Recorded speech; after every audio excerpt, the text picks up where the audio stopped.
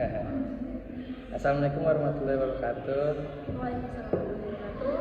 Selamat datang di podcast Arya Ardiansyah, dan hari ini kita akan menjelajahi dunia kata-kata melalui karya sastra yang memikat. Bersama saya dan Saya Anissa Dewa Hedinsi. kita akan meresapi cerita yang menggali, menjelajahi makna yang tersembunyi. Jadi duduklah dengan nyaman, tutup mata Anda, dan mari kita mulai petualangan kata-kata yang tak terlupakan. Sebelumnya perkenalkan nama dulu. Nama? Ya. Oke, nama saya Anissa Dewa Hedinsi. Untuk nama pena yaitu Jejak Malam 19. Salam kenal. Jadi di sini pengen nanya-nanya aja. Oke, boleh. apa yang memotivasi Anissa untuk menulis novel ini? Kalau untuk menulis novel itu sebenarnya kan novel itu adalah sebuah perjalanan di sini. Dan itu adalah untuk mengisahkan atau menyebarluaskan bagaimana pengalaman saya dalam hidup saya. Kira-kira nama novelnya ini apa sih? Kalau untuk yang sedang saya garap sekarang ini, yaitu Jeruji Sastra di Antara Nama Tuhan. Insya Allah akan terbit bulan 3 Tahun depan dong? tahun depan. Kira-kira ide cerita sama konsep utama novel ini apa ya? Kalau untuk ide cerita dan konsep ya dari novel ini kan memang sedang ongoing atau sedang proses dari pembuatan sendiri. Kalau untuk konsepnya itu dia lebih ke masuk religi. Tapi di situ juga Religi? menyertakan tentang sastra-sastra dan juga tuntutan batik. Begitu sih. Kira-kira dalam menangani novel ini ada tantangan utamanya nggak? Tentang Tantangan utama? tantangan Kesulitannya sendiri yaitu mendapatkan data yang real yang membuat naskah itu atau membuat novel tersebut itu tidak menjadi novel yang memiliki cacat logika. Gitu sih. Maksud dari catat logika? Kan di situ itu mengisahkan tentang seorang laki-laki, dia itu pecinta sastra, dan tahu sendiri orang-orang sastra itu kebanyakan tidak kaya harta, begitu. Dan di situ mengisahkan tentang perjalanan hidup dia, mulai dari keluar dari rumah karena tidak diizinkan untuk mengejar cita-citanya oleh orang tuanya, lalu berakhir menjadi gelandangan dan mencari tentang keberadaan Tuhan. Kalau alur cerita dari cerita ini nih, perubahan signifikan yang dilakukan saat penulisan itu kayak gimana? Kalau untuk perubahan signifikan dari diri saya sendiri mungkin. Pengalaman pribadi? Kalau untuk betul. Sebenarnya itu pengalaman pribadi, tapi juga ada campuran-campuran kisah fiktif yang tentu saja namanya juga novel. Gitu. Kalau pesan-pesan utama buat novel ini yang disampaikan melalui novel ini apa aja? Itu tentang kan dari awal kan temanya adalah religi gitu kan. Yang pasti itu tentang kekuatan dari ketuhanan, dari keimanan seseorang, dari kekuatan tekad, dari semangat dan keberanian. Kalau kayak gitu berarti novel ini terinspirasi dari? Sebenarnya itu adalah dari pengalaman pribadi, cuman di situ tuh dimasukkan ke dalam tokoh yang sangat-sangat berlainan.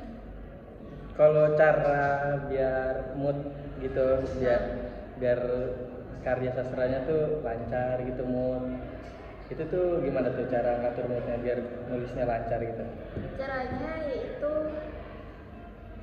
jangan pacaran, itu aja. Dan pacaran guys katanya guys. Dan pacaran Itu katanya. satu-satunya gangguan sih. Kalau rahasia menarik nih di balik produksi podcast karya sastra ini apa aja? Kira-kira ada nggak rahasia? Kalau dari rahasianya, namanya juga rahasia, masa diucap sih? Rahasia yang udah bukan rahasia lagi, itu namanya jadi rahasia apa ya? Apa? Ya bukan rahasia berarti kalau sekarang. Ini spesial aja di podcast ini, jadinya dikasih tahu. Sebenarnya ada seseorang yang hidup di luar sana novel ini itu punya alur yang berbeda dengan novel-novel yang lainnya. Saya yakin.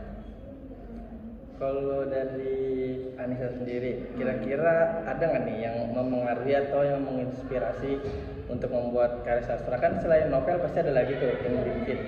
Nah, itu kira-kira ada nggak yang mempengaruhi atau menginspirasi Anissa? Patah hati. Kalau seseorang, Ada seseorang yang menginspirasi, misalkan kalau ada sastrawan Oh, atau itu siapa? maksudnya kiblat dari karya-karya sastra Iya. yang aku buat. Iya.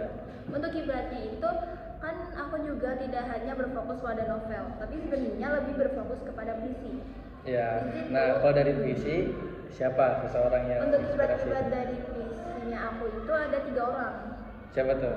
Yang pertama adalah Bapak Sapardi Djoko Damono almarhum. Yang paling menginspirasi karyanya dia apa?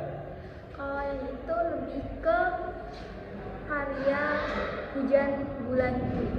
Selain itu, kan tadi 3.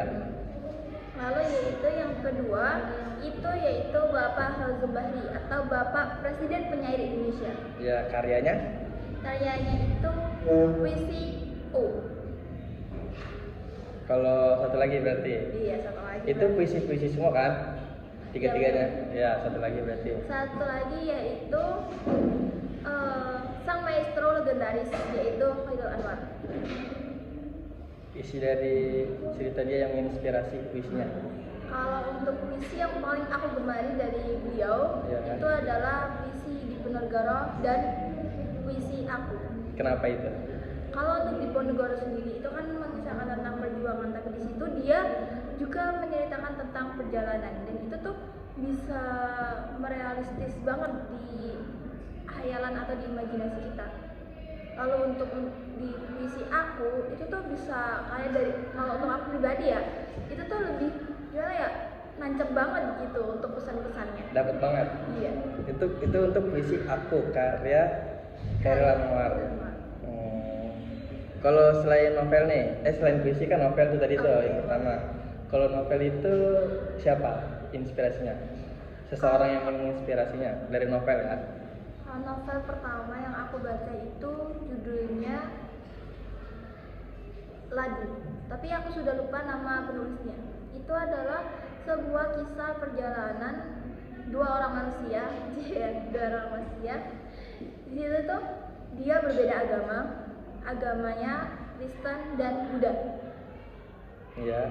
Mereka berdua menjadi sahabat. Sebenarnya itu mereka sahabat, tapi dengan perjalannya waktu mereka menjadi seorang kekasih dan menikah. Dengan perbedaan itu, tapi mereka tidak menetap di satu tempat. Mereka itu berkeliling dunia untuk menaklukkan gunung-gunung dan juga mengeksplorasi tentang kopi dan juga bebatuan. Selain itu ada lagi tadi kan salah satunya itu berarti ada lagi novel. Novel itu ada Terelie. Ya, tahu. Terelie Bulan. Kalau untuk isinya pasti udah tahu lah ya. Ya. Udah. Tapi kasih tahu. Masa kasih tahu? Singkat aja. Singkat aja, kalau dari untuk novel Skill. Terelie Bulan itu yang saya baca, di situ tuh sebenarnya bukan dari novelnya sih yang aku suka, tapi pengalaman waktu membacanya. Jadi di situ aku membaca itu waktu ada di pondok pesantren, dan di pondok pesantren itu tidak boleh membawa novel. Kok bisa baca? Diselundupkan. Terus habis itu kena razia dan novel itu dibakar. Di situ kan aku berpikir tentang bahwa di pondok itu larangannya tidak boleh membawa novel, tapi bukan berarti tidak boleh menulis novel. Dari situlah aku menulis novel. Jadi kan tadi novel udah, puisi udah nih. Kira-kira kan udah nanti kan akan terbit novelnya nih. Amin. Kira-kira novel ini dampak yang diberikan ke masyarakat itu apa aja? Kalau untuk dampak kepada masyarakat itu aku juga kurang yakin, tapi aku percaya bahwa setiap karya sastra itu punya manfaat, dan pesan-pesan di dalamnya semoga saja bisa untuk membuat orang-orang yang membacanya akan lebih baik untuk kedepannya. Amin. Udah kali ya 10 menit. Boleh. Jadi itu aja isi dari podcast ini, kurang lebihnya mohon maaf. Wassalamualaikum warahmatullahi wabarakatuh. Waalaikumsalam.